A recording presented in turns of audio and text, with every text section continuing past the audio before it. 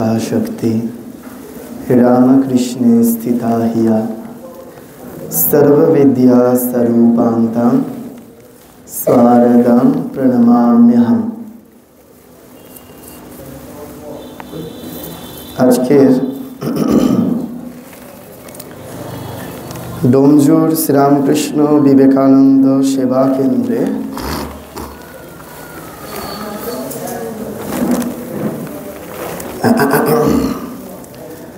আয়োজিত নবম মাতৃ সম্মেলন অনুষ্ঠিত হচ্ছে। সেই অনুষ্ঠানে আমাকে আসবার যে দুর্লভ সুযোগটা করে দেওয়া হয়েছে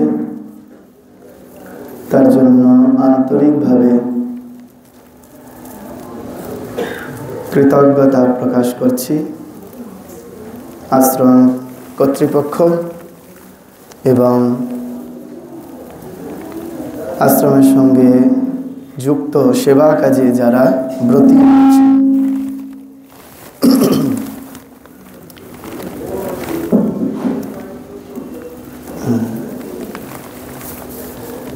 এবং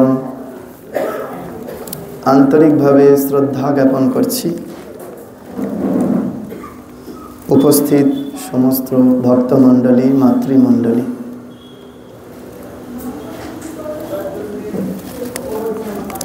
আপনারা সকাল থেকে উপস্থিত আছেন এখানে।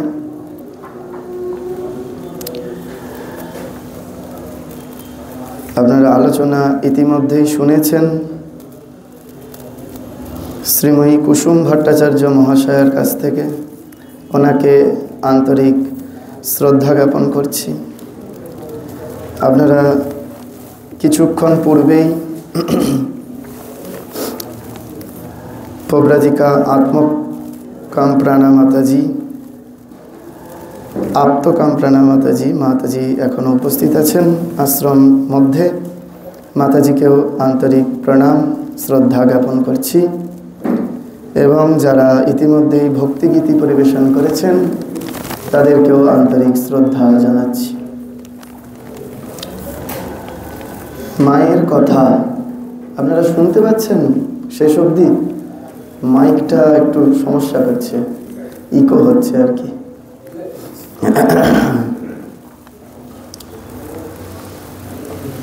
মায়ের কথা বলার জন্য বলা হয়েছে, তবে আমি আপনাদের এখানে প্রথম এলাম। এসে খুব ভালো লাগছে এই আশ্রমিক পরিবেশ দেখে। আপনারা এখানে নিশ্চয়ই নিত্য আসেন, ঠাকুরমা স্বামীজির গ্রন্থ পাঠ করেন। আমি একটু জানতে চাইছি আপনাদের কাছে যে আপনারা নিত্য কথামৃত কারা কারা পাঠ করেন? একটু হাত তুলুন দেখি। ভয় নেই, প্রসাদ একই থাকবে। সকলের যা প্রসাদ আপনারাও তাই থাকবে, কিন্তু নিত্য রোজ পড়েন কথামৃত কে কে? দেখুন হলে কতজন আছে, হাত তুলছে কজন?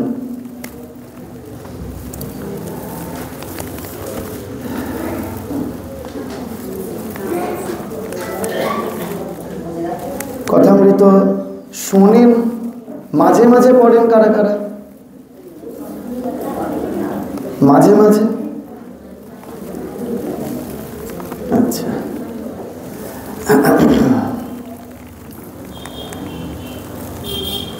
আমি এমন কিছু কথা বলি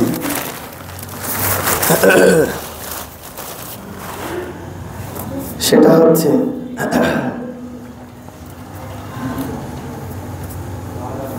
যা আপাতত এই যে একটু আগে অ্যানাউন্স হলো না যে ওখানে বুক স্টল করা হয়েছে, বই বিক্রি হচ্ছে। মোটামুটি বইতে এখনো বেরোয়নি, আর যদিও বা বেরিয়ে থাকে তাহলে জানা কথা নতুন করে কি করে জানা যায় তার চেষ্টা করি। ঠিক আছে?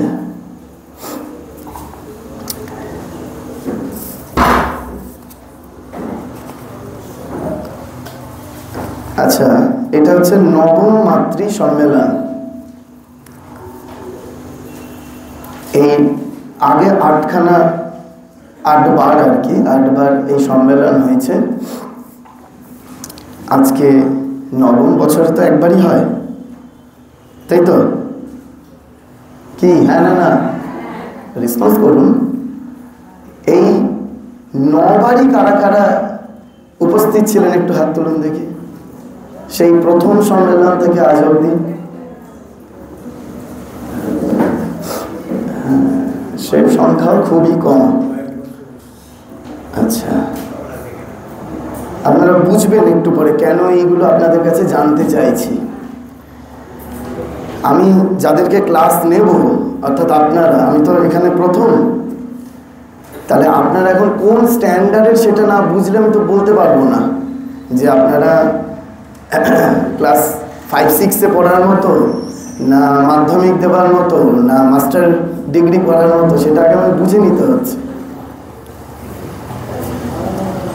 তো এখন মোটামুটি 3-4টে সম্মেলন সবাই এসছেন, সবাই অ্যাটেন্ড করেছেন।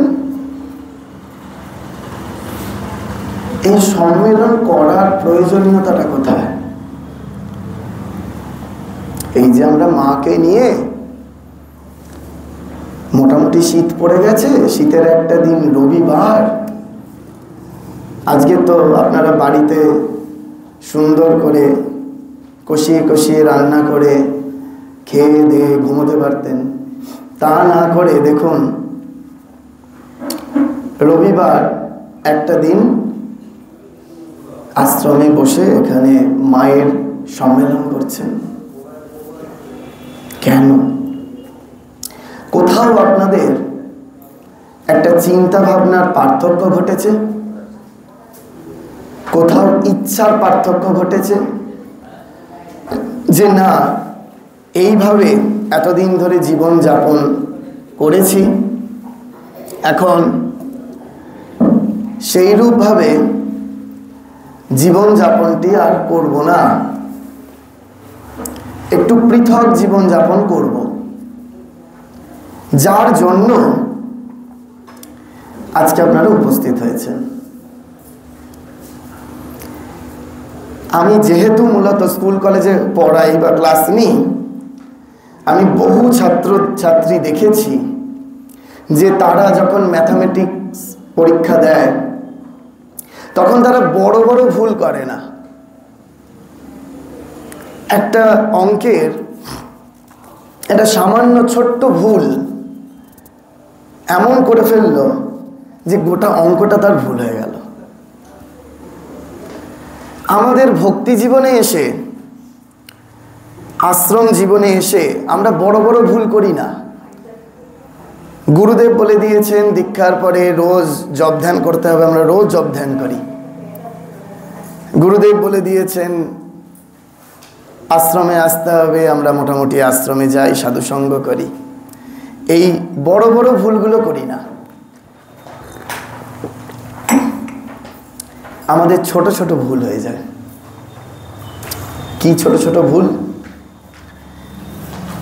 বেলুড় মঠে আরোগ্য ভবন আছে, আপনারা জানেন কি না জানি না, যেখানে রিটায়ার্ড সাধুরা থাকেন। পল্লীমঙ্গল, বেলুড় মঠে পল্লীমঙ্গল গেছে, পল্লীমঙ্গলের ঠিক পাশে। সেখানে এক প্রাচীন সাধু থাকতেন, স্বামী সগুণানন্দজি মহাদেব মহারাজ। ওনার কাছে এই শরীর প্রায় যেত, সেবা করত। মহারাজের কাছে যখন যেতাম, মহারাজ একদিন বলছেন, জানিস আমি একটা জায়গায় 25 বছর ধরে লীলা প্রসঙ্গের ক্লাস নিচ্ছি। হ্যাঁ, বললাম মহারাজ 25 বছর ধরে লীলা প্রসঙ্গের ক্লাস নিচ্ছেন, তাহলে 25 বছর আগে আপনি যাদের ক্লাস নেওয়া শুরু করেছিলেন, এই 25 বছর পরে সেরকম ভক্তরা কেউ আছে? বলছে হ্যাঁ, অনেকেই আছে। মহারাজ তাদের নিশ্চয়ই খুব উন্নতি হয়েছে মহারাজ, আপনার কাছে 25 বছর ধরে তারা ক্লাস করছে। তখন মহারাজ বলছেন কিরকম উন্নতি হয়েছে শুনবি 25 বছরে? বললাম হ্যাঁ মহারাজ, নিশ্চয়ই শুনবো। ভক্তদের কিরকম ডেভেলপড তারা করেছে। মহারাজ বলছে 25 বছর আগে যখন আমি শুরু করেছিলাম ক্লাস, তখন আমি একটা ঠাকুরের উদাহরণ দিয়েছিলাম। দেখবেন আপনারা কথামৃতের প্রথম দিকেই পাবেন, ঠাকুর বলছেন যে যখন আমরা ভক্তি জীবনে আসি, শুরু করি, তখন আমাদের একটা এই ধর্মপত্তা নিজেকে তুলনা করেছেন চারা গাছের সঙ্গে। চারা গাছ থাকলে কি করতে হয়? বেড়া দিতে হয়। রাইট, পড়েছেন আপনারা, জানেন। না হলে কি হয়? বেশ, একটু রেসপন্স করবেন। ছাগল গরুতে খেয়ে ফেলে। হ্যাঁ মহারাজ, ঠাকুর তো বলেছেন। আমি বললাম যে হ্যাঁ মহারাজ, ঠাকুর তো বলেছেন যে চারা গাছ থাকলে বেড়া দিতে হয়, না হলে ছাগল গরুতে খেয়ে ফেলে। মহারাজ তখন বলছেন যে দেখ, আজকে 25 বছর হয়ে গেল, এখন যদি আমি কাউকে জিজ্ঞেস করি যারা 25 বছর আগে ক্লাস করতে শুরু করেছিল, যে বলুন ঠাকুরের একটা কথা, তখন তারা এসে আমাকে বলে ওই যে মহারাজ আপনি বলেছিলেন চারা গাছ থাকলে চারা গাছটা বেড়া দিতে বলেছে ঠাকুর, না হলে ছাগল গরুতে খেয়ে ফেলে। মহারাজ দুঃখ করে বলছে 25 বছরে চারা গাছটা চারা গাছই থেকে গেল, চারা গাছটা বড় হলো না।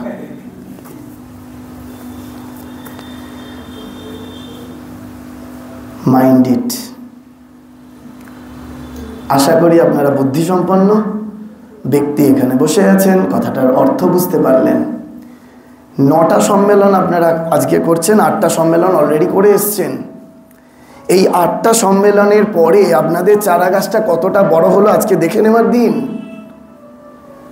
এই 9 নম্বর সম্মেলনেও কি বেড়া দিয়ে রাখবো, না বেড়াটাকে ভাঙবো আজকে? যদি চারা গাছের বেড়াটা ভাঙা হয়, তারপরে ঠাকুর কি বললেন? ঠাকুর বলছেন চারা গাছ যখন বড় হয়, তখন তার গাছের গুড়িতে যদি হাতিকে বেঁধে দেওয়া হয়, তাহলে সে আর গাছের কিছু করতে পারে না। আমার ব্যাকগ্রাউন্ড মিউজিকের প্রয়োজন নেই, জানেন তো, আগেকার দিনে সিনেমায় ব্যবহার হতো। আপনারা মোবাইল ফোনগুলো একটু সাইলেন্ট করে রাখুন। তো সেই আজকের আমায় যখন এখান থেকে ভগবান দত্ত মহাশয় উনি আর একজন মা গেছিলেন নিমন্ত্রণ করতে, আমি তখন বললাম দেখুন আপনারা প্রথম দুজন যাদের রেখেছেন কথা শোনার জন্য, তারা সকলে মিষ্টি মিষ্টি কথা বলে, আবার আমার নামটাও এখানে জুড়ে দিয়েছেন, আমি তো মিষ্টি কথা বলতে পারি না। তখন ওনারা বললেন মহারাজ আপনি গিয়ে আপনি যেমন বলেন তেমনই বলবেন। আমি বললাম তাহলে ঠিক আছে, যাবো, অসুবিধা নেই। আপনারা প্রথম দুটি অত্যন্ত মিষ্টি বক্তব্য শুনে নিয়েছেন, কিন্তু এখন এই শরীর দিয়ে মিষ্টি কথা বেরোয় না, তিতো কথাই বেরোবে। শুনলে ওষুধ তিতো হয়, খেলে উপকার হয়।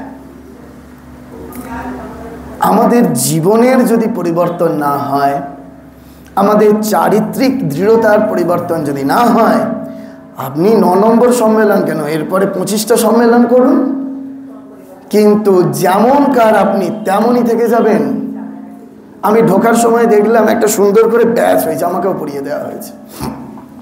আমরা যখন ভক্ত সম্মেলনে যাই বা এরকম সম্মেলনে যাই, তখন ভাবি যে আমরা বোধহয় ব্যাচ পড়ে ভক্ত হয়ে গেছি। আমার একটা অভিজ্ঞতা বলি, বেলুড় মঠে ভক্ত সম্মেলন অনেক বছর আগের কথা বলছি। বেলুড় মঠে ভক্ত সম্মেলন 2 দিন ধরে ভক্ত সম্মেলন হতো, ঠাকুরের তিথি পুজো থেকে ঠাকুরের পাবলিক সেলিব্রেশন, তার মাঝের সময়টায় প্রায় 16-17 বছর আগের কথা। তা তখন ওই ভক্ত সম্মেলন 4 দিন ধরে ভক্ত সম্মেলন হয়েছে, এই 4 ঘন্টা ধরে ভক্ত সম্মেলন হয়েছে। তারপরে ওই ব্যাচ পড়া ভক্ত তিনি ব্যাচটা পড়েই আছেন।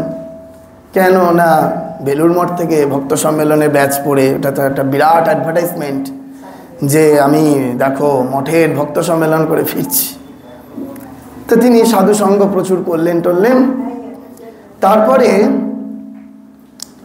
হ্যাঁ, পায়ে যন্ত্রণা করবে তো, একটা চেয়ার বসুন। আপনারা আমাকে একটু সহ্য করবেন তো, এরকম তিতো তিতো কথা বলবো কিন্তু, ঠিক আছে? মিষ্টি কথা বলতে পারবো না। তা সেই ভক্ত ওই ব্যাচ পড়ে ওই লোকাল ট্রেন, ভিড় ট্রেনে উঠে পড়েছে। ভিড় ট্রেনে উঠে পড়ার পরে ভুলবশত কেউ একজন তার পায়ের ওপর পা দিয়ে ফেলেছে। তিনি 4 ঘন্টা ধরে সাধুসঙ্গ করলেন, সাধুদের কাছে প্রচুর ধর্ম কথা শুনলেন, ঠাকুরের কথা শুনলেন, মায়ের কথা শুনলেন, স্বামীজির কথা শুনলেন।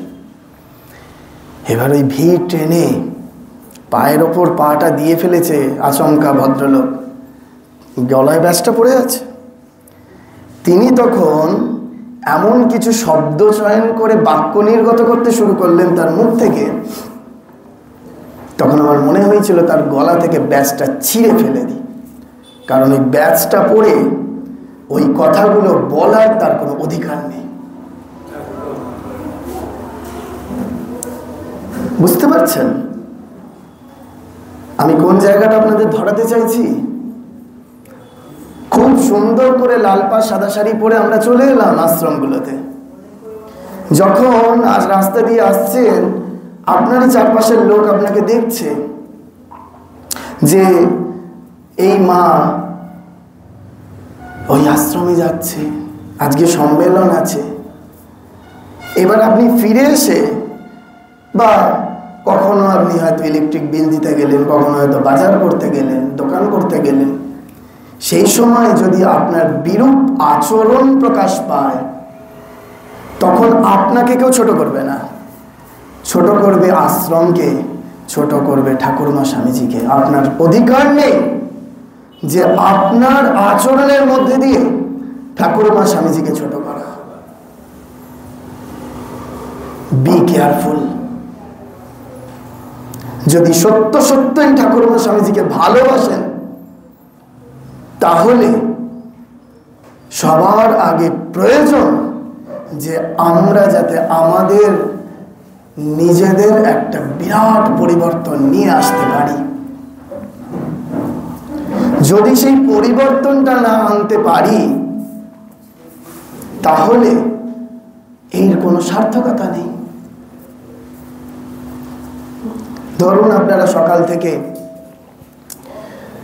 ঠাকুরমা স্বামীজির কথা শুনছেন, আপনাদের মনে হতে পারে যে মহারাজ আপনাকে অ্যানাউন্সে বলা হলো মায়ের কথা বলতে, আপনি এসব কি বলছেন? একদিন শুনে নিন, এরপরের বার প্রয়োজন না হলে ডাকবেন না, কিন্তু শুনতে হবে। যখন আমাকে ডেকেছেন ভক্ত সম্মেলন, স্বামীজির বাড়ির ভক্ত সম্মেলন, কয়েকজন মা ভক্ত সম্মেলন করবার পরে আমার কাছে এসেছেন। তা পরম পূজ্যপাদ স্বামী পূর্ণাত্মানন্দজি মহারাজ ভক্ত সম্মেলনের মূল বক্তা ছিলেন। আমি তখন ওনাদেরকে জিজ্ঞেস করলাম যে আমি তো উপরে যেতে পারিনি, তলায় আমরা ওখানে ওই প্রসাদের ব্যবস্থা দিয়ে করছিলাম। বললাম যে মহারাজ কি বললেন একটু বলুন না। তখন সেই মাথা চুলকাচ্ছে, একবার এদিক তাকাচ্ছে ওদিক তাকাচ্ছে। আমি বুঝে গেলাম যে না, বলতে পারবে না।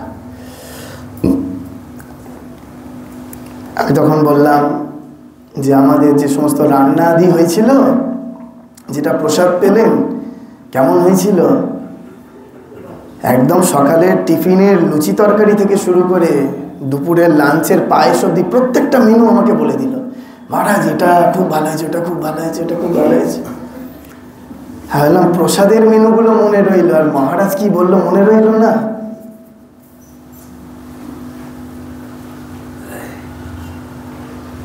একটু পরে আপনারা প্রসাদ পাবেন, সাবধান।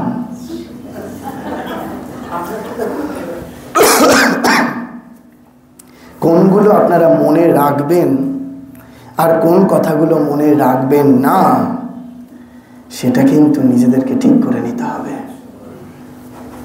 ওই মজার একটা কাহিনী আছে, একটা স্কুলে মোরাল ট্রেনিং এর ক্লাস হচ্ছে। তা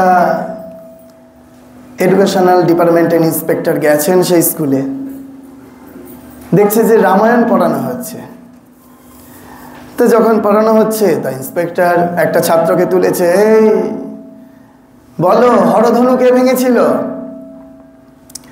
তা লাস্ট বেঞ্চ থেকে তুলেছে একজনকে, বলছে যে মহারাজ আমি ভাঙিনি। এই মহারাজ না, মানে স্যার আমি ভাঙিনি, আমি 10 দিন স্কুলে আসিনি, আমি কি করে ভাঙবো? পাশের বন্ধু তখন উঠে দাঁড়িয়ে বলছে, হ্যাঁ স্যার ও ঠিকই বলছে, 10 দিন স্কুলে আসেনি, ও কি করে ভাঙবে? স্যার যিনি ক্লাস করাচ্ছেন তখন ইন্সপেক্টর ওই মাস্টারমশাইকে বলছে, আপনি কাদের ক্লাস করাচ্ছেন, এসব কি তৈরি করেছেন? তখন স্যার বলছে, তার যেহেতু স্যার হবে, বলছে স্যার আপনি একটু চাপ দিন, ওই স্কুলের সব বেঞ্চ টেঞ্চ ভাঙে, ওই নিশ্চয়ই হরধনু ভেঙেছে।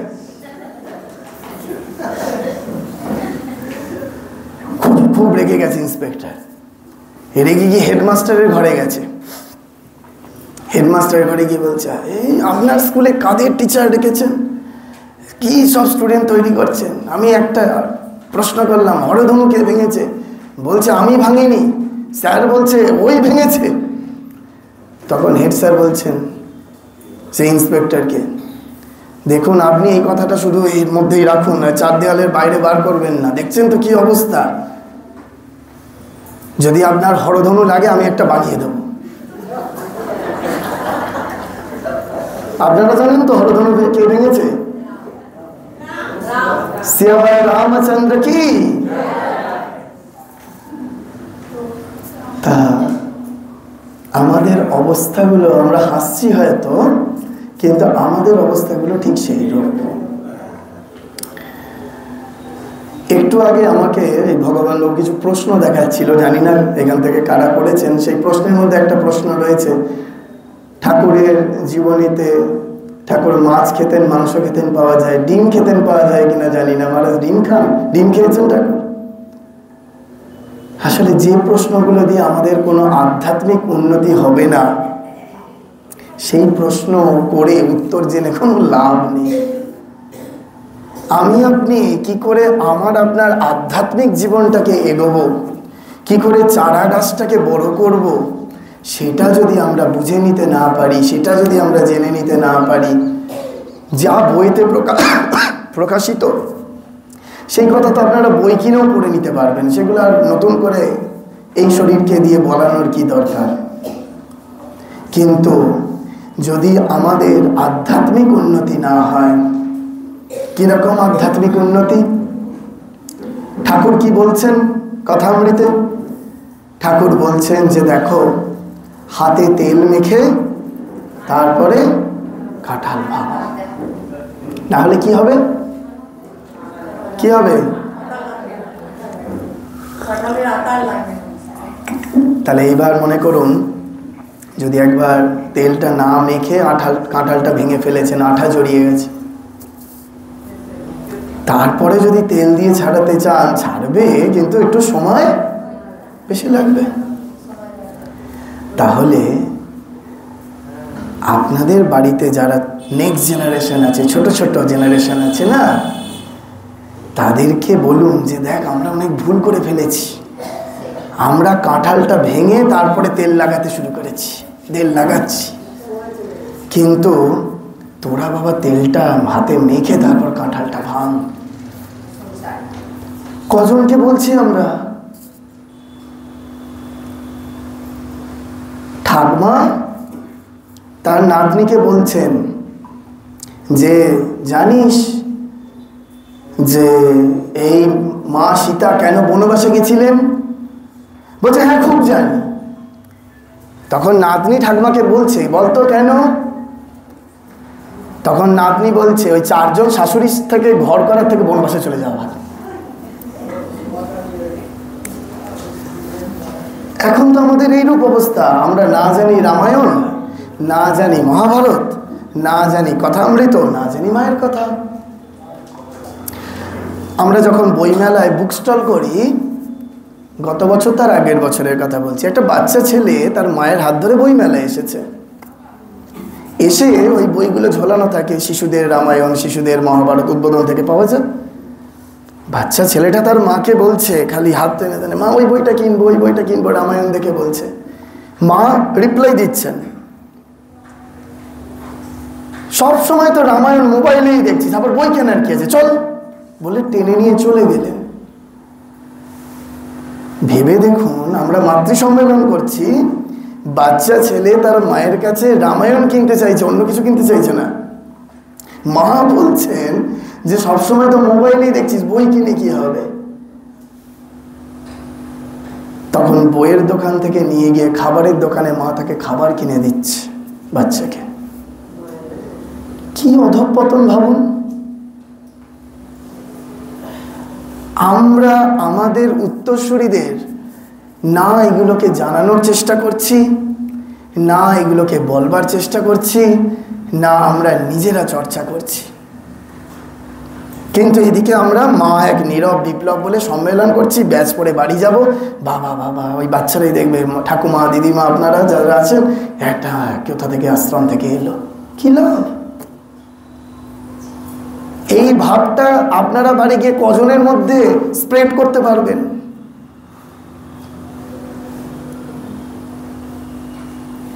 তবে তো এই নীরব বিপ্লবটা সার্থক হবে যখন শ্রী শ্রী মা ঠাকুরানীর কাছে ওই 5 বছরের মেয়েকে নিয়ে বাগবাজার মায়ের বাড়িতে তার মা এসেছেন। এসেই বলছেন, মা এর যে বিয়ে দেওয়ার সময় হয়ে গেল, 5-6 বছর বয়স, তৎকালীন সময় হতো আর কি। তো তখন মা বলছেন, তোমাদের ওই কেবল পরগোত্র করে দেওয়া, পরগোত্র করে দেওয়া। কেন? যাও নিবেদিতার স্কুলে ভর্তি করে দাও, কেমন লেখাপড়া শিখবে, সেলাই শিখবে। কোন সময় দাঁড়িয়ে মা এই কথা বলেছেন ভাবুন। কিন্তু দুর্ভাগ্যের বিষয়, আমরা সেটাকে কিছুতেই স্প্রেড করতে পারছি না।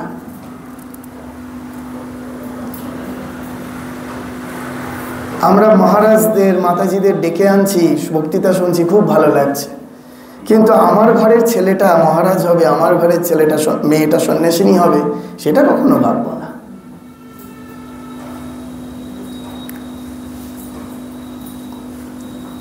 এতটা উদার হতে পারবো না মহারাজ। আমার মনে আছে, মাতাজি আছেন, শুনতে পেলে আমার হয়তো খুশি হব। কিছুদিন আগে মাতাজি শরীর গেলেন, অমল প্রাণা মাতাজি, পব্রাজিকা অমল প্রাণা মাতাজি জেনারেল সেক্রেটারি মাতাজি ছিলেন সারদা মঠে। তা আমি ছাত্রাবস্থা থেকে সারদা মঠে খুব যেতাম, তখন আমি ছাত্র। তা মাতাজির কাছে একজন এসেছেন, আপনারা চিনতেন মাতাজিকে? হ্যাঁ, সারদা মঠে জেনারেল সেক্রেটারি মাতাজি ছিলেন। মাতাজির খুব স্নেহ পেয়েছি। তো মাতাজির কাছে একজন এসেছেন, বাড়ি দেবে, বাড়িটা দিয়ে দেবে সারদা মঠকে। মাতাজি পরিষ্কার বলছেন, বাড়ি নিয়ে কি করব, তোমার ঘরের মেয়েটাকে দিতে পারো? পরিষ্কার বলছেন, আমি সেখানে উপস্থিত আছি, তোমার ঘরের মেয়েটাকে দিতে পারো? না। তো সেই জন্য মাতৃ সম্মেলনী করি, পিতৃ সম্মেলনী করি, আমাদের চেতনার পার্থক্য কতটা ঘটছে, আমরা কতটা ঠাকুরমা স্বামীজির প্রিয় হচ্ছি। আমরা সকলে না মানুষের প্রিয় হতে চাই, আপনি ওনার প্রিয়, উনি ওনার প্রিয়, এটা হতে চাই। কিন্তু কজন বলুন তো ঠাকুরমা স্বামীজির প্রিয় হচ্ছেন? ওপরে তো তারা আছেন, এখানেও তারা আছেন, সর্বত্র তারা আছেন। কজন তার প্রিয় হচ্ছেন? আমরা কেউ তার প্রিয় হতে চাই না, দুর্ভাগ্যের বিষয়। ধরুন আপনি জপ ধ্যান করছেন, খুব করে মাকে ডাকছেন, কিন্তু কোনো টেস্ট পাচ্ছেন না, কোনো আনন্দ পাচ্ছেন না। ওই গুরুদেব বলে দিয়েছেন সকাল সন্ধ্যা করতে হয়, ব্যাস। কেন পাচ্ছেন না? আপনি যখন আশ্রমে গিয়ে প্রসাদ পান, তখন দেখবেন আপনার থালাতে ভাত দেওয়া হচ্ছে, ডাল দেওয়া হচ্ছে, সবজি দেওয়া হচ্ছে, চাটনি দেওয়া হচ্ছে। আর একটু স্পিডে দেয় না, আশ্রমগুলোতে গেলে একটু তাড়াতাড়ি দিয়ে দেওয়া হয়, কারণ প্রচুর ভক্ত প্রসাদ। এবার আপনার থালার মধ্যে ভাত আছে, ডাল আছে, সবজি আছে, চাটনি আছে, তার উপরেই এসে পায়েসটা দিয়ে দিল, কারণ আপনার তো এত তাড়াতাড়ি খাবার অভ্যেস নেই, আবার গরম খাবার। এবার আপনি পায়েসের যে অরিজিনাল টেস্ট, সেটা পাবেন কখনো? কখনো পাবেন? তাহলে অরিজিনাল টেস্ট পেতে গেলে কি করতে হবে? আগে ওই ভাত, ডাল, সবজি, চাটনিটাকে আগে ক্লিন করতে হবে কিনা থালা থেকে, তবে আমি পায়েসের অরিজিনাল টেস্ট পাবো। ঠিক সেরকম আপনার এই হৃদয়টা এত পরিমাণে ওই সব রকম দিয়ে ভরপুর রয়েছে, জপ ধ্যান করছেন, ক্লিন নেই তো, সেই জন্য তার অরিজিনাল টেস্টটা পাচ্ছেন না। যদি আপনি হৃদয়টাকে ক্লিন করতে পারেন, তাহলে দেখবেন জপ ধ্যান করার প্রবণতাটা বাড়বে, তাকে ডাকতে ভালো লাগবে। এবং আপনার যখন ডাকতে ভালো লাগবে, তখন আপনার চারপাশে যত মানুষজন রয়েছে, তারাও দেখবে, ওরে বাপরে বাপ, এই এত সুন্দর, এত মন দিয়ে জপ করে, আমি একটু করি। এই সম্মেলনের গুরুত্ব হচ্ছে ঠিক সেটা। দেখবেন যখন কোনো ভালো ছাত্র, আপনাদের পরিবারে তো সব আছে, আপনারা জিজ্ঞেস করে দেখবেন ছাত্রছাত্রীদের, যখন নিজে পড়ছে তার থেকে অনেক বেশি ভালো পড়াশোনা হয় গ্রুপ স্টাডি করলে। সেলফ স্টাডির থেকে গ্রুপ স্টাডিতে ভালো পড়াশোনা হয়।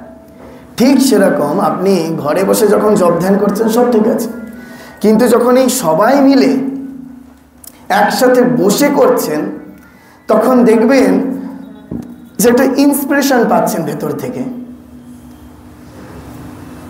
আমরা কত কিছু নিয়ে কম্পিটিশন করি, কিন্তু কে কতক্ষণ ধ্যান করতে পারবে, কে কতক্ষণ জপ করতে পারবে, সেটা নিয়ে খুব একটা মাতামাতি করি না।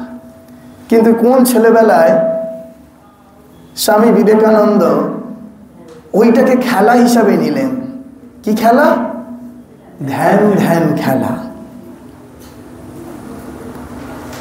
কেন না, তিনি জানতেন ওই বাকিদেরকে এমনি ধ্যান করতে বসলে হবে না, ওনাটাকে খেলার ছলে নিলেন, সবাইকে দিয়ে করালেন। আমরাও যদি এইরূপভাবে, আমি ওপরে যখন বসেছিলাম আর এত সুন্দর ইন্টেরিয়ারে ফাঁকা, আমার মনে হলো আপনাদের একটা সাজেশন দিয়ে যাই। আপনারা যেমন মাতৃ সম্মেলন করছেন, এরকম একটা করতে পারেন শ্রীরামকৃষ্ণ অনুধ্যান শিবির। সেটা একদিন নয়, ধরুন কোনো মহারাজকে বললেন যে এসে 2 দিন কি 3 দিনের ক্যাম্প, সেখানে থাকবেন মহারাজরা, আপনাদের তো থাকার সুন্দর ব্যবস্থা দেখলাম। এবং আপনারা ওই 3 দিন একেবারে কোনো রকম অন্য ভাবনা না, অন্য কিছু না, বাড়িতে হয়তো রাত্রিবেলা ফিরলেন, একটু হবিষান্ন গ্রহণ করলেন, করে বিশ্রাম নিয়ে আবার নেক্সট ডে চলে এলেন। এই লাগাতার ভগবানের সঙ্গে সম্পর্ক, লাগাতার ভগবানের সঙ্গে সম্পর্ক 1 দিন 2 দিন 3 দিন ধরে এরকম যদি ক্যাম্প করতে পারেন, দেখবেন যে হৃদয়ে ভেতরে কিছু একটা বসছে। এরকম একদিন শুনে শুধু চলে গেলাম, অনেক সকালে ঘুম থেকে উঠে এসেছেন আপনারা, এখনই কিরকম ঝিমোচ্ছেন, কয়েকজন ঢুলে ঢুলে পড়ে যাচ্ছে দেখতে পাচ্ছি মায়েরা। তো এখন এইগুলো কি করে কাটানো যায়? কি করে এই সংসার জীবনে থেকে আমি আপনি সেই আধ্যাত্মিক উত্তরণের পথটা খুঁজে পাই, সেটা আমাদেরকে দেখতে হবে। পরম পূজ্যপাদ স্বামী গহনানন্দজি মহারাজ রামকৃষ্ণ মঠ ও রামকৃষ্ণ মিশনের চতুর্দশ সংঘাধ্যক্ষ এরকম ভক্ত সম্মেলনে একটা কথা বলতেন, আমি সেটা বলবো আপনাদের। এইগুলো বইতে পাবেন না। মহারাজ বলছেন যে আপনাদের মতনই এরকম সংসারী ব্যক্তি গৃহস্থ আশ্রমে আছে, তিনি ওই বিরজানন্দজি মহারাজের চেলা ছিলেন, শিষ্য ছিলেন। খুব প্রাচীন ভদ্রলোক, বৃদ্ধ হয়েছেন, শরীর ভেঙে যাচ্ছে। ভেঙে যাওয়ার সময় বুঝতে পারছেন যখন শরীর যাবে, তার ঠিক 1 বছর আগে তার গিন্নিকে ডাকলেন বাড়িতে। গিন্নিকে ডেকে বলছেন যে তোমাকে একটা কথা দিতে হবে। গিন্নি তখন বলছেন আমি তো তোমার সব কথাই রাখি, বলো না কি কথা দিতে হবে। তখন ভদ্রলোক বলছেন তুমি কথা দাও আমার যখন শরীর যাবে তুমি কাঁদবে না। তখন গিন্নি বলছেন আমি কি এত দূর পারবো?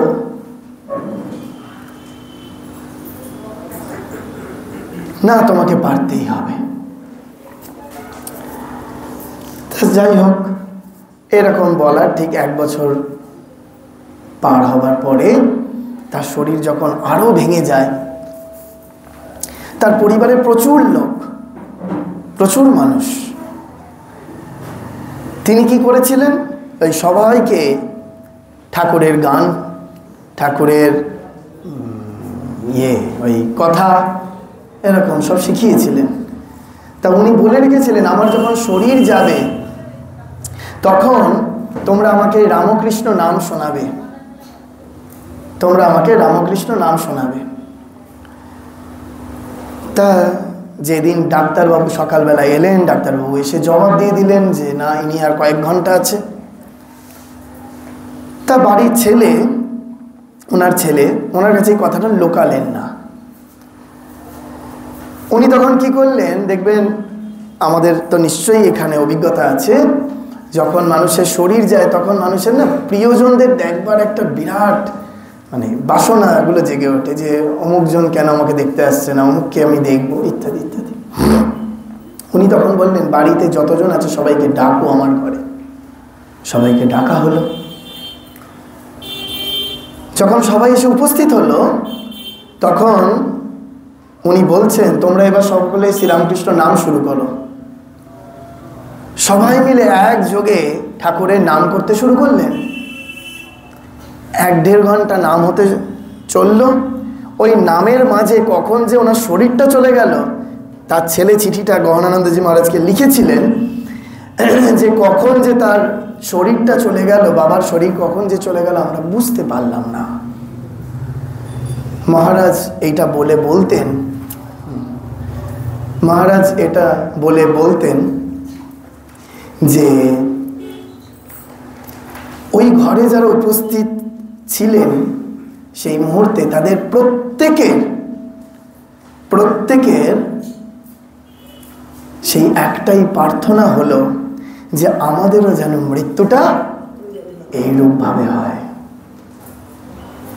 এই ঘরে যারা উপস্থিত রয়েছেন আপনাদের জিজ্ঞেস করতে চাইছি, এইরূপ প্রার্থনা কি আপনাদেরও হওয়া উচিত? যখন আমাদের মৃত্যুর দিন আসবে, মৃত্যুর ক্ষণ আসবে, তাহলে আমাদের চারপাশে এমন কেউ মানুষ থাকবে যারা রামকৃষ্ণ নাম শোনাতে শোনাতে আমাদের শরীরটা চলে যাবে।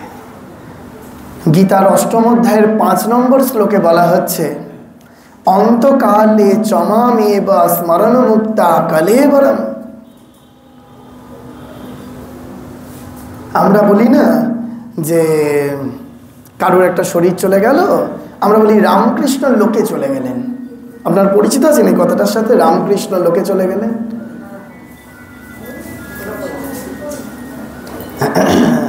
এতই সোজা। যে আমরা সারা জীবন একটা বিরূপ আচরণ করলাম, বিরূপ জীবনযাপন করলাম, আর মৃত্যুর পরে রামকৃষ্ণ লোকে চলে যাব? ওই যেমন সাধারণ মানুষের যখন শরীর যায়, একটা দশকর্মা ভাণ্ডার থেকে গীতা নিয়ে এসে ধাপাস করে বুকের ওপর চাপিয়ে দিয়ে ভাবে লোকে বৈকুণ্ঠে চলে গেল। হয় না। তাহলে আমাকে এইরূপ ভাবে অভ্যাস করতে হবে যে আমি মৃত্যুর সময়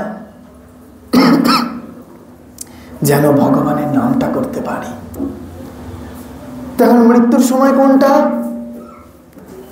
আমি খুব মজা করে বলি, ওই আইসিইউর ভেতর থাকবো, একটা অক্সিজেন মাস্ক পরানো থাকবে, কাঁচের ঘরের বাইরে থেকে লোকে দেখতে আসবে, তখন না। এই মুহূর্তে এই শরীর জানে না স্টেজ থেকে নামতে পারবে কিনা, এই মুহূর্তে এই শরীরগুলো জানে না এই চেয়ার থেকে উঠতে পারবে কিনা। কো জানপি কশ্যতি মৃত্যু কাল ভবিষ্যতি, ও কঠোপনিষদে বলছে। কেউ জানি না আমরা কখন যমরাজ এসে চুলের মুঠিটা ধরে হিড়ির করে টানতে টানতে নিয়ে চলে যাবে। কিন্তু আমরা এতটুকু সচেতন নই। আমরা ভাবছি যেমন চলছে তেমন চলুক। না, নিজেদেরকে একটু পরিবর্তন করার চেষ্টা করুন। যেমন চলছে তেমন নয়। প্রত্যেকটা মুহূর্তে ভাবুন যে ঠাকুরমা স্বামীজি কি করে খুশি হবেন, আমি কি করে ঠাকুরমা স্বামীজির প্রিয় হব। এই যে ধরুন আর 1 মাস 1 সপ্তাহ বাদেই মায়ের আবির্ভাব তিথি। এই সময়টা ধরে খালি ভাবুন যে মাকে নিয়ে কি করে সারাটা দিন আপনি ভাববেন, কি করে মা ময় হয়ে থাকবেন। আমরা কি ভাবি জানেন তো? আমরা ভাবি যে আমরা যা খুশি তাই করব, আমাদের তো কেউ দেখছে না। এটা গরম। কিন্তু জানুন, দেখবেন ওপরে এইটা শেষ হয়ে গেলে যদি ঠাকুর ঘর বন্ধ না হয়, একবার ওপরে যাবেন।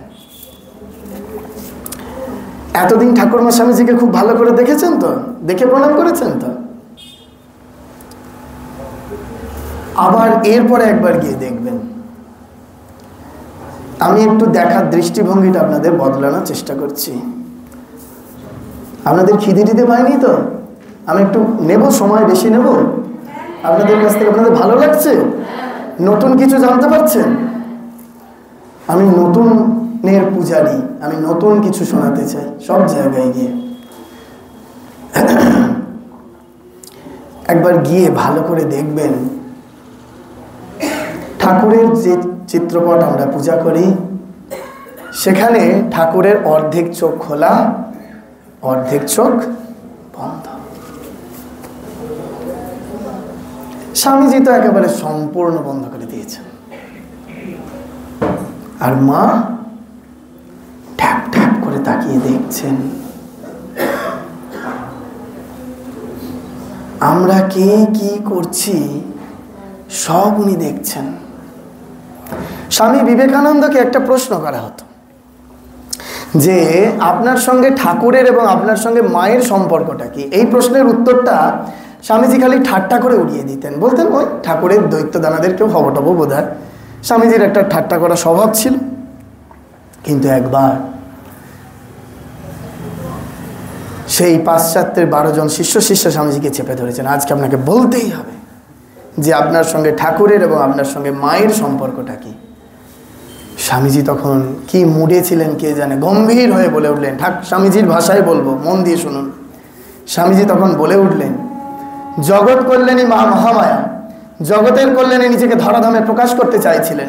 প্রকাশ করতে গিয়ে অর্ধেক পুরুষ অর্ধেক নারী রূপে শ্রীরামকৃষ্ণ দেব রূপে আবির্ভূত হলেন, সম্পূর্ণ নারী রূপে শ্রী শ্রীমা সারদা দেবী রূপে আবির্ভূত হলেন এবং সম্পূর্ণ পুরুষ রূপে নিজেকে ইন্ডিকেট করলেন আর ধ্যানস্থ হয়ে গেলেন, সমাধিস্থ হয়ে গেলেন। স্বামীজি বুঝিয়ে দিলেন যে ঠাকুরমা স্বামীজির রিলেশন আসলে কি জিনিস। তারা তিনে এক, একে তিন। তো সেই মা নিজ মুখে বলেছিলেন, চোখ চেয়ে আর ভগবানকে দেখেছে কে? এই সাদা চোখে ভগবানকে আর দেখেছে কে? এক ঠাকুর দেখেছে আর নরেন দেখেছে, আর কেউ না। যেন নিজেকে বাদ দিয়ে বললেন। কিন্তু মা এই চোখ চেয়েছে ভগবানকে দেখছেন, চোখ চেয়েছে আমাদেরকে দেখছেন। দেখুন, ওই আবার গিয়ে দেখবেন এখানে তো শাড়ি পরানো আছে, চিত্রপটটা পূর্ণাঙ্গ চিত্রপট যদি দেখেন দেখবেন ঠাকুরের একটা পা দেখা যাচ্ছে, একটা পা দেখা যায় না। স্বামীজি দুটো পাই ঢুকিয়ে নিয়েছেন, আমাদের দেবে টেবে না। মা দেখবেন দুটি পাই মায়ের দেখা যায়।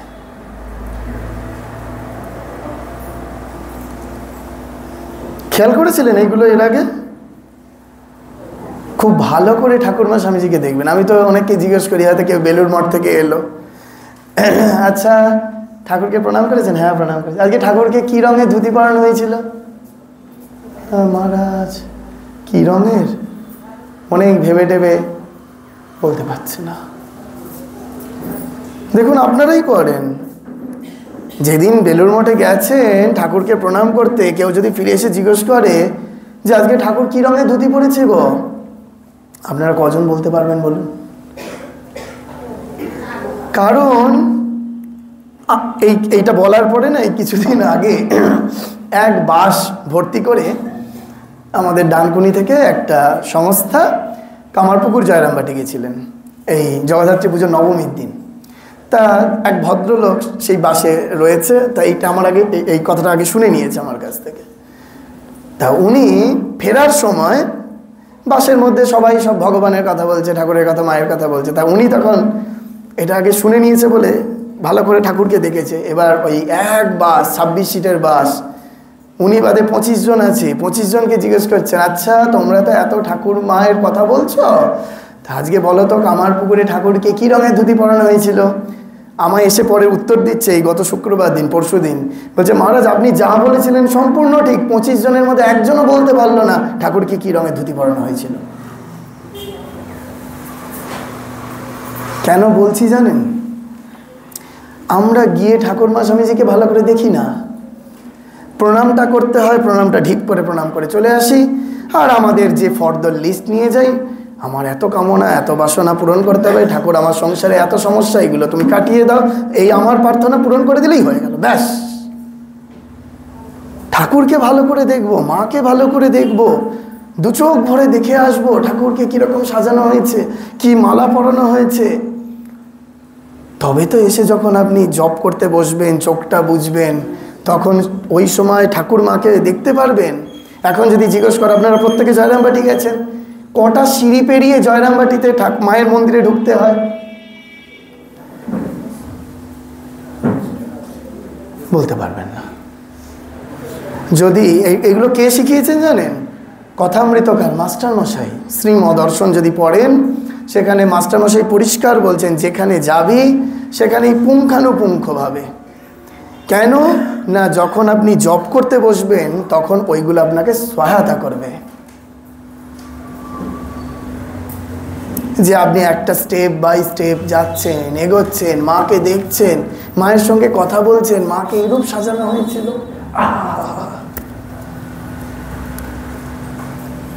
তখন দেখবেন ঠাকুরমা স্বামীজিকে আপনি কতটা ভালোবাসতে পারছেন। আমায় এখান থেকে যারা গিয়েছিলেন তারা বলেছিলেন, ভগবানবাবু বিশেষ করে, যে মাতাজি বলেছিলেন রাসের কথা বলুন। মাতাজি রাসের কথা বলেছেন আপনাদেরকে একটু আগে, হালকা করে বলেছেন। এই রাস আসলে কি জানেন তো? রাস হচ্ছে এই জিনিস, 364 দিন আমরা ভগবানকে ডাকি, আর রাস হচ্ছে সেই দিন যেদিন ভগবান আমাদেরকে ডাকছেন। ভালো করে মাথায় ঢুকিয়ে নিয়ে যান আজকে। একটা হচ্ছে তাকে ডাকা, আর একটা হচ্ছে তাঁর ডাকা। আমরা ভগবান ভগবান ভগবান করছি, তো আমরা 364 দিন করছি। একদিন ভগবান আমাদেরকে ডাকছেন। দক্ষিণেশ্বরে কুটিবাড়ির ছাদে দাঁড়িয়ে শ্রীরামকৃষ্ণ দুহাত বাড়িয়ে বলছেন, ওরে তোরা কে কোথায় আছিস আয়, তোদের না দেখলে আমার প্রাণ বাঁচে না। আমরা শ্রীরামকৃষ্ণকে ডাকছি না, শ্রীরামকৃষ্ণদেব আমাদেরকে ডাকছেন। কত বড় ভাগ্যবান ভাগ্যবতী আপনারা জানেন? ভেবেছেন কখনো যে ঠাকুর আমাদেরকে ডাকছেন? ঠিক সেরকম রাসে বাঁশি বাজিয়ে ভগবান আমাদেরকে ডেকেছেন। এই জন্য হচ্ছে তাকে ডাকা আর তাঁর ডাকা। যদি আমরা তাঁর ডাকটা শুনতে পাই তাহলেই কেল্লা ফতে। হরি মহারাজ পরিষ্কার বলছেন যে এই যে আমরা মা মা মা মা বলে এত ডাকবো কেন? মা নামের চেয়ে মধুর নাম তার কিছু হয় না। মা মা বলে ডাকবো কেন?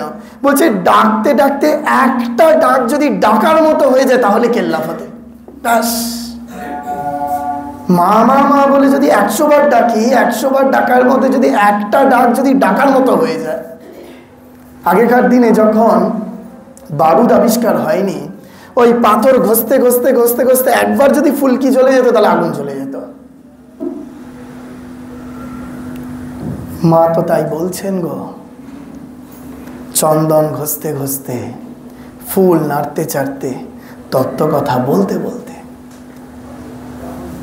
কিন্তু মাকে আমরা ঠিক ঠিক করে বুঝি না। এরকম 1 ঘন্টার বক্তৃতাতে মাকে বোঝা যাবে না। ওই জন্য আপনাদের বললাম যে শিবির করুন, সম্মেলন নয়।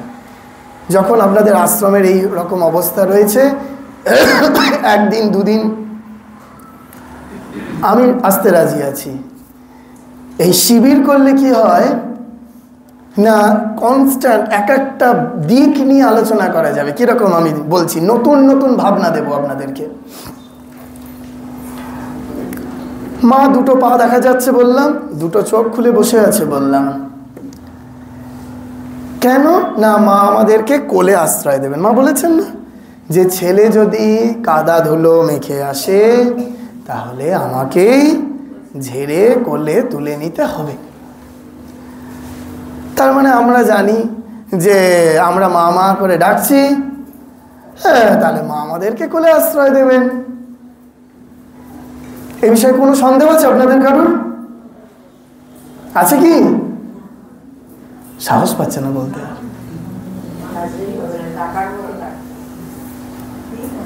এই ঠাকুরমা স্বামীজির এক একটা কথার মধ্যে না 500টা ভাব পিছনে লুকিয়ে আছে।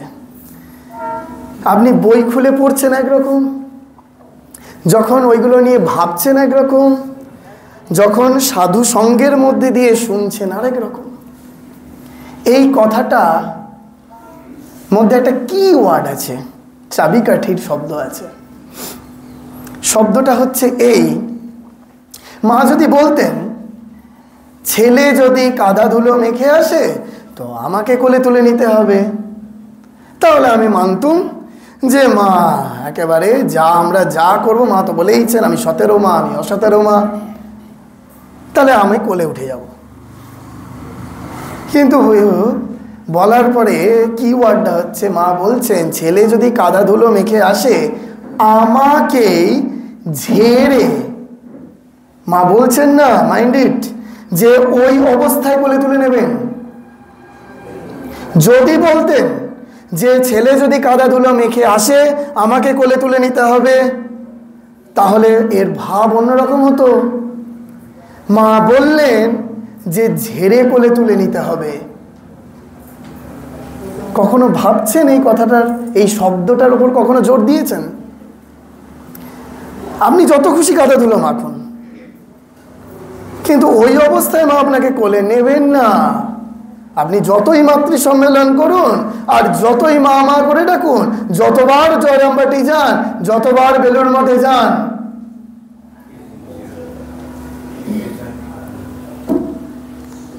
মনে হচ্ছে না আপনাদের কোন মহারাজকে ধরে এনেছে বাবা।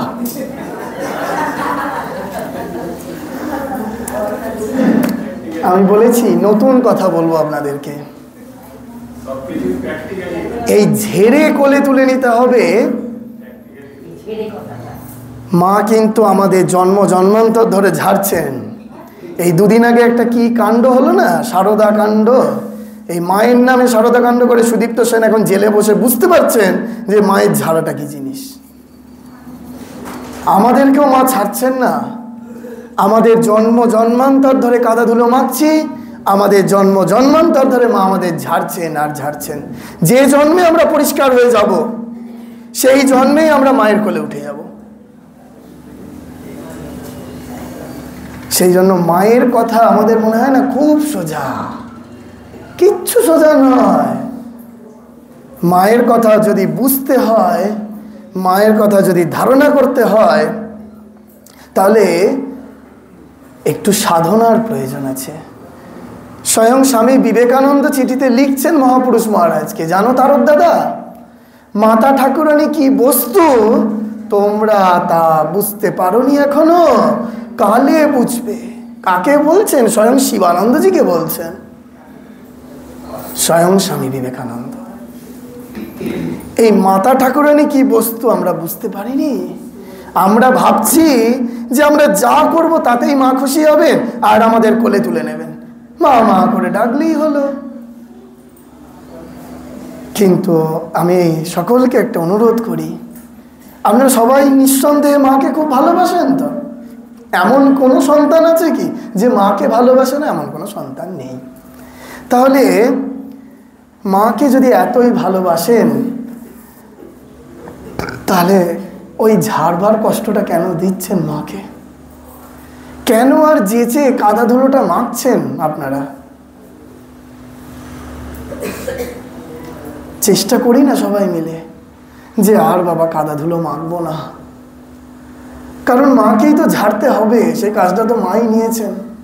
যদি কাদা ধুলোটা না মাখি, তাহলে মা তো আমাদের কোলে তুলে নেবেন, এই মুহূর্তে কোলে তুলে নেবেন, এই মুহূর্তে।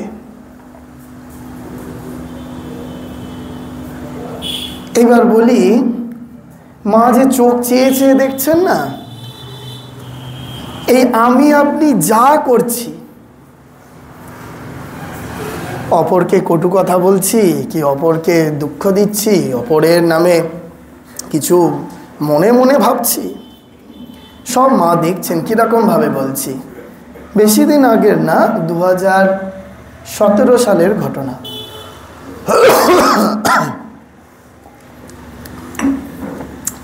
আপনারা কলকাতায় আমাদের যে রামকৃষ্ণ মিশন সেবা প্রতিষ্ঠান আছে, শিশু মঙ্গল হসপিটাল, নাম শুনেছেন? জানেন? এই আপনাদের মতনই ঘরের একজন মা, ভক্ত মা,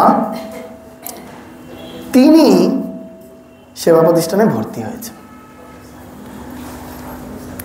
পা এরকম ফুলে গেছে, অপারেশন করতে হবে, ঘা হয়ে গেছে। তবে আমি এটা দিয়ে বলতে চাইছি না আপনাদের যাদের পায়ের ব্যথা আপনারা এরকম করেছেন, ঠিক আছে, দুঃখ পাবেন না, শুধু জেনে নিন মা আমাদের কীরকমভাবে এই মুহূর্তে আমাদেরকে দেখছেন। ওই দুটো চোখ সেই জন্য তার খোলা। অপারেশন হলো সেবা প্রতিষ্ঠানে। অপারেশন হওয়ার পরে কিছুতেই তার পায়ের ফোলা, তার পায়ের ঘা সারল না। শিশুর মধ্যে রয়েছেন তিনি। হঠাৎ একদিন ভোরবেলা ওইখানকার যারা সেবিকা রয়েছেন তাদেরকে হাত ধরে কাঁদছেন আর বলছেন, আমার বাড়ির পরিচারিকা, আমার বাড়ির কাজের মেয়েটাকে নিয়ে এসো, আমার বাড়ির কাজের মেয়েটাকে নিয়ে এসো।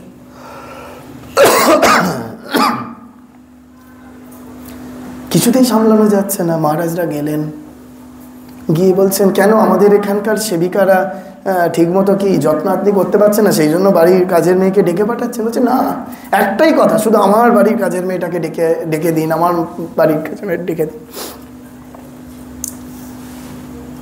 কি করা যাবে, ভিজিটিং আওয়ার্স নয়, তবু তাকে নিয়ে আসা হলো, ঢোকানো হলো, সামনে দাঁড় করানো হলো। উনি তখন সেই মেয়েটির হাত ধরে হাউ হাউ করে কাঁদছে, আর একটাই কথা বলছে, মা তুই আমাকে ক্ষমা করে দে, মা তুই আমাকে ক্ষমা করে দে। তখন মহারাজরা জিজ্ঞেস করছেন যে আপনি এরকম করছেন কেন? তখন তিনি বলছেন, আজ থেকে 6 মাস আগে এই মেয়েটির সাথে আমি একটা অন্যায় আচরণ করে ফেলেছি। কি না, মেয়েটি ছোটবেলা থেকে আমার বাড়িতে পরিচারিকার কাজ করে, আমাকে একেবারে মায়ের মতো শ্রদ্ধা করে, মা বলে ডাকে আমাকে।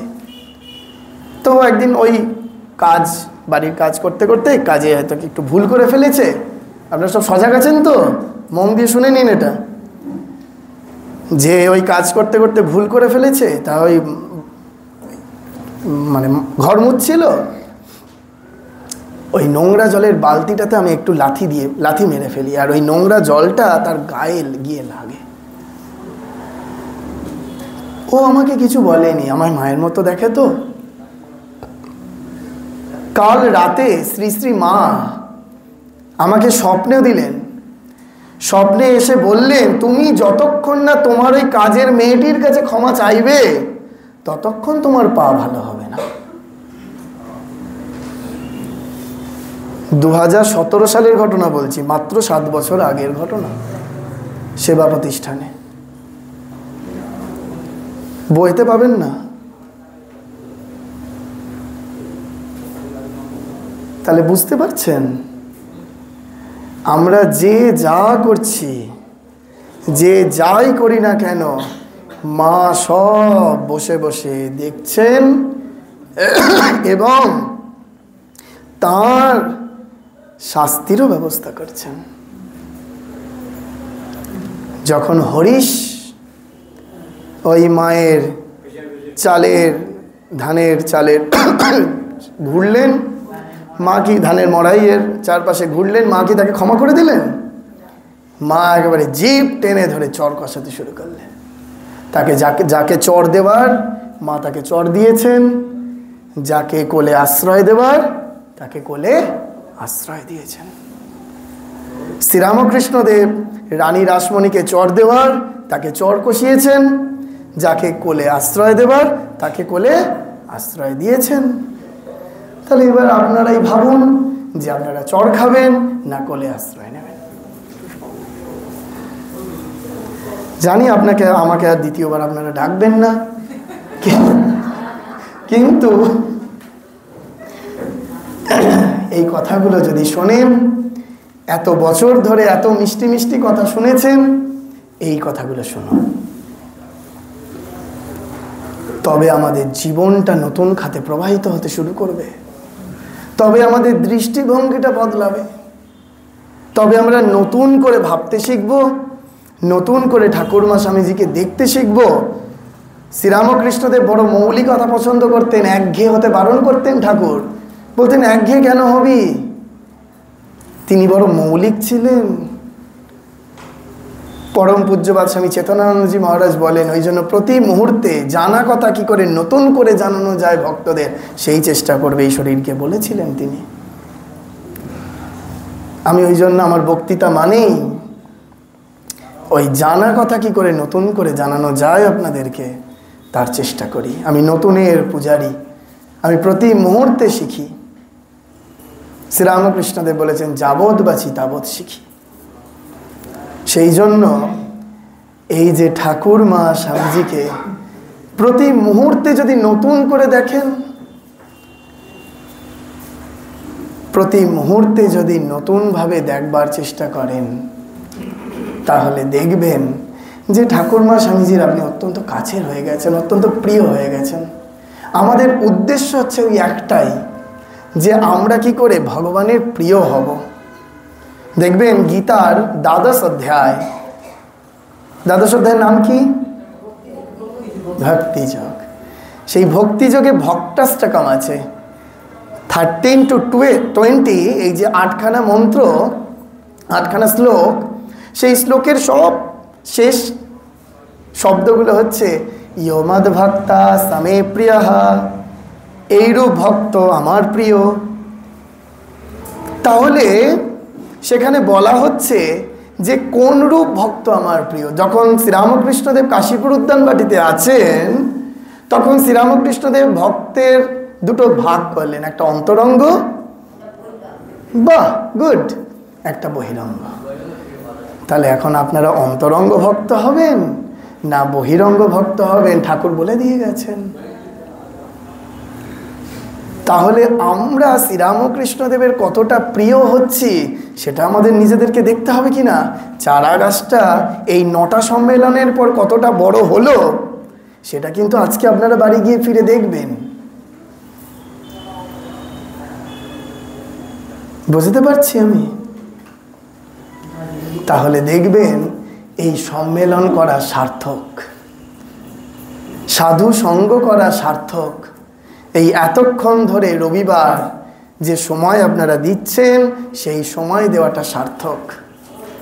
হে ভগবান, আমার বড় লোভ হয় জানেন তো, আমি কেন এরূপভাবে বলি সবাইকে। ভক্তমালিকা আপনারা পড়েছেন বা দেখেছেন, শ্রীরামকৃষ্ণ ভক্তমালিকা, সেখানে ঠাকুরের ত্যাগী সন্তানদের পরম পূজ্যপাদ স্বামী গম্ভীরানন্দজি মহারাজের লেখা,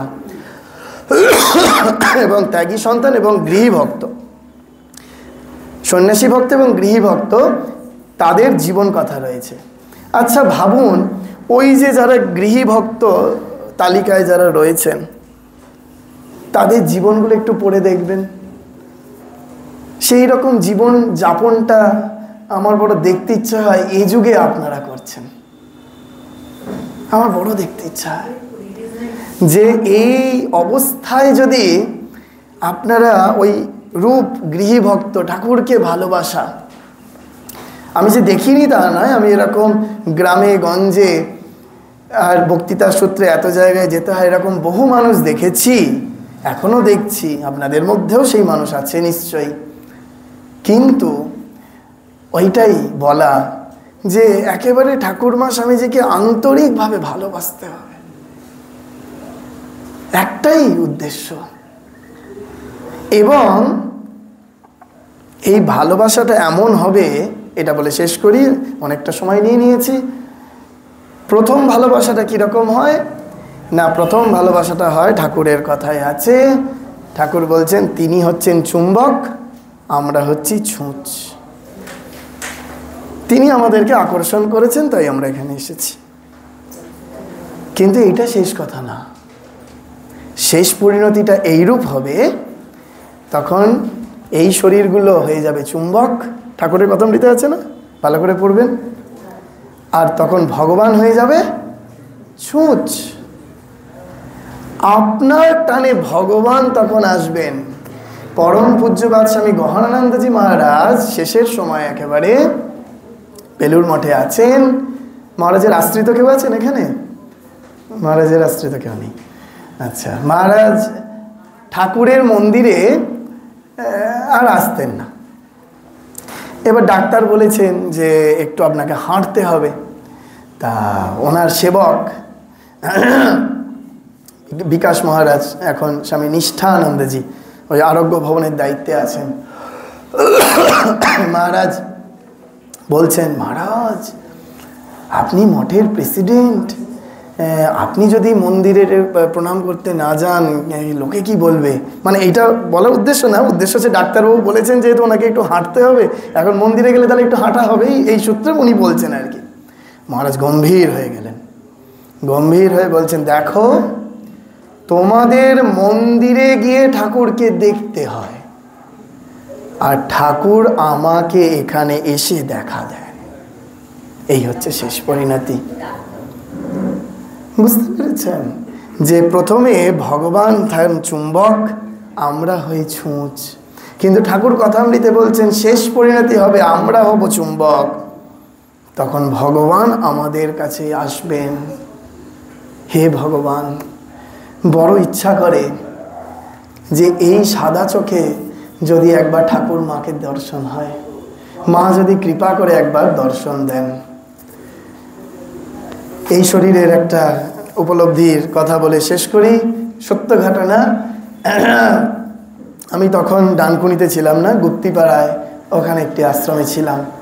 এরকম মায়ের তিথি পুজো, স্বামীজির বাড়ি থেকে মহারাজরা গেছেন সেখানে রিলিফ করতে মায়ের তিথি পুজোর ঠিক 3 দিন আগে।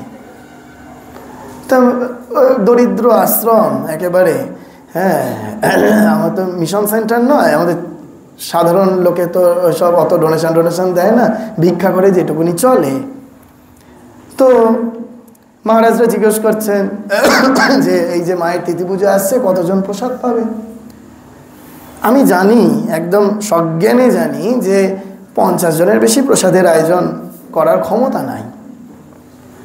কিন্তু আমি মহারাজদের নিয়ে তখন ওই গুপ্তিপাড়ায় একটি বিখ্যাত মন্দির আছে, বৃন্দাবন চন্দ্রজিউর মন্দির, সেই মন্দিরে দর্শন করাতে নিয়ে যাচ্ছি গাড়ি করে। তা গাড়িতে যেতে যেতে কথা হচ্ছে, তা মহারাজদের আমি বেখেয়ালে না ইচ্ছাকৃত জানি না, বলতে পারবো না, কিন্তু আমি বলে দিলাম মহারাজ 500 জন প্রসাদ পাবে। বলেই তখন আমার মধ্যে একটা রিপার্কেশন হচ্ছে যে আমি কি সাধুদের মিথ্যা বললাম, জ্ঞান অত মিথ্যা বললাম। ভাবতে ভাবতে মন্দির এসে যায়। মন্দির এসে গিয়ে ভগবানকে দর্শন, মন্দির ঘোরা, মন্দির পরিক্রমা করতে গিয়ে আবার এই কথাটা যে বলেছি পুরো ভুলে গেছি। মহারাজরা এলেন আশ্রমে, সেবা টেবা নিলেন, নিয়ে ফিরে গেলেন। রাত্রিবেলা যখন জব করতে বসেছি তখন আবার মনে হয়েছে যে আমি কি সাধুদের মিথ্যা বললাম। কালকেই সকালবেলা আগে ফোন করে মহারাজদের কাছে ক্ষমা চাইতে হবে। পরের দিন সকালবেলা মহারাজরা টিফিন করে নেওয়ার পরে 7:30 নাগাদ ফোন করব, বলবো যে মহারাজ এরকম ভেবেছি। রাত্রিবেলা ঘুম থেকে উঠে সকালবেলা আমি একটু কীর্তন শুনি, কীর্তন শুনতে আমার ভালো লাগে, যাই হোক। তো দেখছি একজন মা কন্টিনিউ ফোন করছে, 1 বার 2 বার 3 বার ফোন করছে। তা আমি ফোনটা রিসিভ করলাম যে দেখি কি কেন এতবার ফোন করছে। উনি বলছেন আমাকে, মহারাজ কাল রাতে মা আমাকে আদেশ করেছেন আপনার আশ্রমের ওখানে যত গ্রামের মানুষ আছে মায়ের তিথি পুজোর সকলের প্রসাদের ব্যবস্থা করুন, যা টাকা লাগবে আমি দেব। যখন ফোনে বলছেন উনি, আমি মায়ের দিকে তাকিয়ে ভাবছি আমি স্বপ্ন দেখছি না সত্যি হচ্ছে। কোথায় 50 জনের আয়োজন ছিল, এই শরীর দিয়ে বেরিয়েছে 500 জন প্রসাদ পাবে, সেখানে 12,000 ভক্ত প্রসাদ পেয়েছিল। ভাবতে পারছেন? 2 দিনের আয়োজনে মা মিথ্যা হতে দেন না। স্বামী পূর্ণাত্মানন্দজি মহারাজ, অনেকেই নাম শুনেছেন বা দেখেছেন মহারাজজি, এখন আগে আমাদের স্বামীজির বাড়ির মহন্ত মহারাজ ছিলেন, এখন ঢাকায় আছেন। মহারাজ এখানে এসছেন, ও তাহলে তো আরো বলা উচিত। মহারাজ এই আগের বছর, তার আগের বছরে আমাদের রামকৃষ্ণ সেবা প্রতিষ্ঠানে ভর্তি ছিলেন। তার ঢাকা থেকে এক মহারাজ দেখতে এসেছিলেন। দেখতে এসে বললেন যে ডাক্তারেরা বলে দিয়েছে যে মহারাজ সুস্থ হবেন না। তো ঢাকায় ফিরে গিয়ে সেই মহারাজ বলেছিলেন মহারাজের আসার কোনো সুযোগ নেই। মহারাজ এটা খুব মজা করে বলেন, আমাকে তো বলেই দিয়েছিল আর আসার সুযোগ নেই। খেতে পাচ্ছেন না, উঠতে পাচ্ছেন না, কোনো মেডিকেল কোনো কাজ করছে না, ওষুধ। হঠাৎ একদিন সকালবেলা উনি পুরো সুস্থ হয়ে গেলেন। ওনাকে জিজ্ঞেস করা হলো কি হলো, ব্যাপারটা মিরাকেল কি হলো। উনি সঙ্গে সঙ্গে সুস্থ হয়ে জয়রামবাটি গেলেন। জয়রামবাটি গিয়ে একটা বক্তৃতা দিলেন, ছোট্ট বক্তৃতা, অত্যন্ত ভাইরাল বক্তৃতা, আপনার ইউটিউবে পাবেন। বক্তৃতাটার নাম হচ্ছে ঘটন অঘটন পটিয়সী মা। পারলে শুনবেন, ইউটিউব সার্চ করে।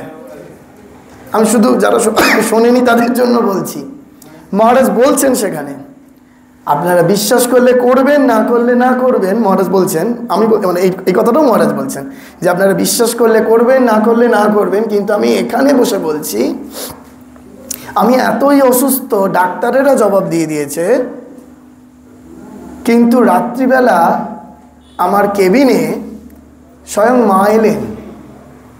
মা এসে বলছেন, তুই শুয়ে আছিস কেন, ওঠো, আমার হাত ধরে হাঁটো।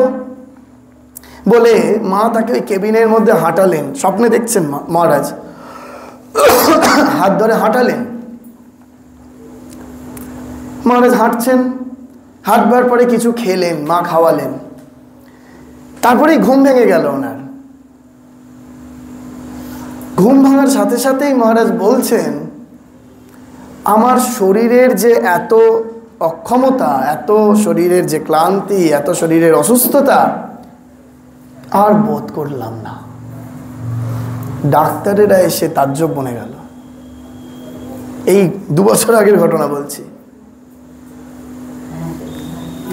তাহলে বুঝতে পারছেন যে এই যে মাতৃ সম্মেলন, যে মা নীরব বিপ্লব, আপনাদের নামটা এত সার্থক হয়েছে এই অনুষ্ঠানের।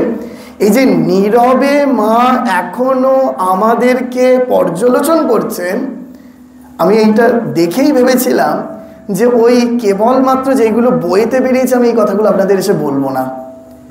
এমন কিছু সত্য ঘটনা যা বইতে বেরোয়নি সেইগুলো বলবো, যা সত্যি সত্যিই মা একটি নীরব বিপ্লব ছিলেন, নীরব বিপ্লব আছেন, নীরব বিপ্লব যুগ যুগান্তর ধরে, জন্ম জন্মান্তর ধরে থাকবেন।